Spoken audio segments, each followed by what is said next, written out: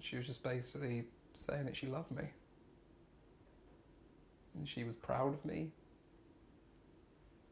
And that she knew one day my name would be on the credits of some film. I couldn't wait to, you know, come to uni and to make films that I could show her.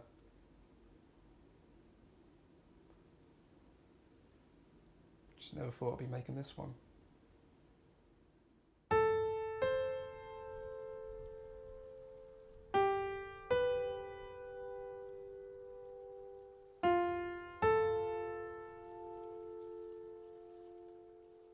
Being back in here it's really strange.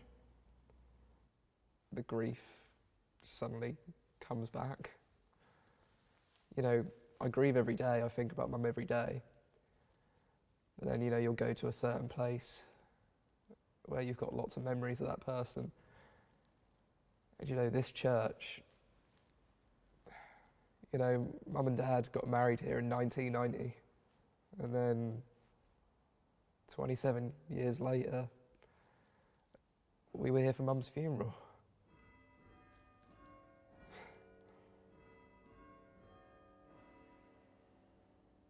I remember it so vividly. I was standing right here in front of about 500 people. And I wrote a poem for Mum that I wanted to read out. And that was one of the toughest things I think I've ever done. Because I knew I wanted to do it for Mum, but then, you know, that day was the worst day of my life.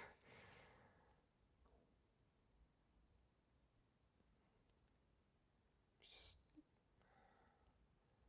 a bit lost for words. Just kind of brings it all back.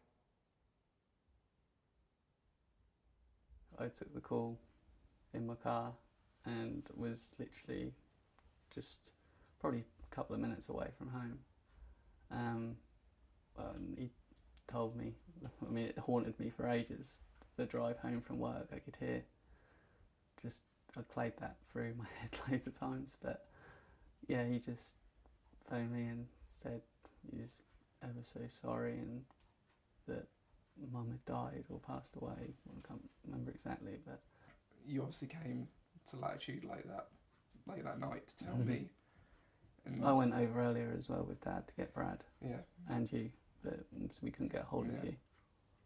But, you know, when I found out, you had kind of had, you know, a few hours, I mean, not in any way. Seeing you find out was one of the worst things. Seeing you and Brad both fall to the floor, you know, that was more heartbreaking than I think finding it out myself, because it didn't really sink in for probably quite a few weeks what had happened. Yeah.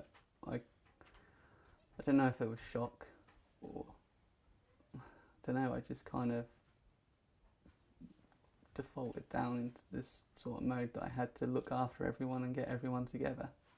You go through the stages of grief, don't you? And like, first of all, the shock of what's happened and why, you question it, and then you get angry and you start blaming yourself and other people, even though, you know, you couldn't do anything.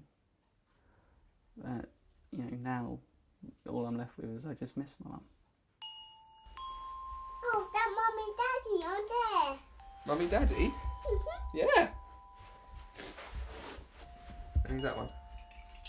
Nanny Archer. Nanny Archer, yeah. Goodbye. Nanny Archer in day. Nanny Archer in Sky. Yeah. Mhm.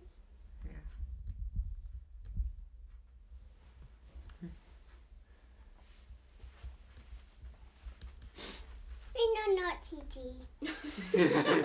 Watch some TV, shall we?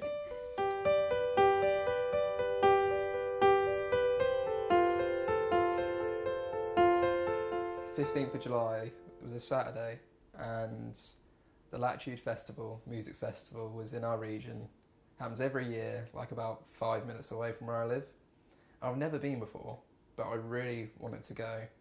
And yeah, last year it was like the dream lineup for me, like all of my favourite bands and artists.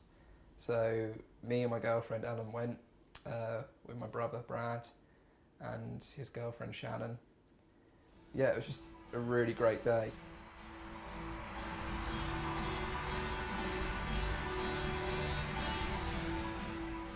Coming out of the festival, and I suddenly had all these voicemails on my phone from Dad just saying, you know, you need to come home, you need to come home. So I rang him, and I don't know why, but it just occurred to me to ask, is it something to do with Mum? And he said, yes. And then I said, well, was she in hospital? Was she okay? And he just said no. When Dad got to Latitude, you know, Dan was with him. Before Dad opened his mouth, I knew that she wasn't here anymore.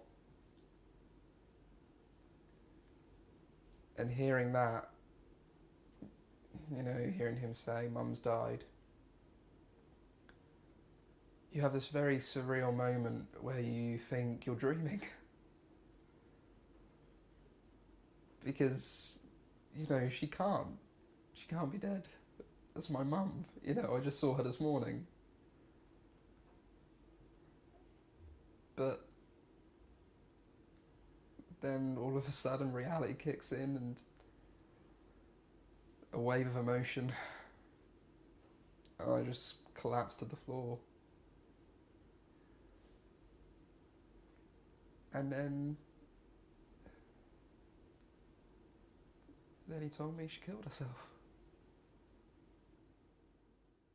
Saturday he came home from work. Yes.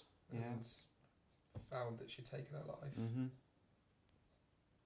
You know, like, I remember you saying to me, like, you didn't believe what you saw at first. No. I honestly thought, here goes Jamie, here's another one of his props. But I thought, this time you've just gone a little bit too far. Mm-hmm. You know, but I literally didn't look first because you just don't believe what you're seeing. You know, it's just... And I thought, well, that can't be Mum, because she'd have no idea how to do that sort of thing. You know, I mean, how would she know? Well, you can't explain, you can't put into words what that visual was, you know, which just doesn't go away. If one thing to learn from anything is just listen to somebody, make them talk to you, and just be aware that, you know, and it is good to talk. Well, that's the thing, like, the reason I want to make this documentary is, you know, if I would have seen something and heard someone else's story in the past, and kind of how, you know, secretive people with depression can be about their depression, that maybe made me think, oh, Mum's crying a lot, there's something wrong. But the thing is, like, we had no idea what to look for. Well, can you remember when we went to the doctors quite soon after Mum's passed, and we all went to the doctors as a family just to have a chat with the doctor? And the doctor said that the ones who actually do it are the silent ones. You know, they're the ones who go slip under the radar. We have two choices in life, don't we? Whether we got to sink or swim, and I think we're all swimmers, and we have to try and make life the best we can.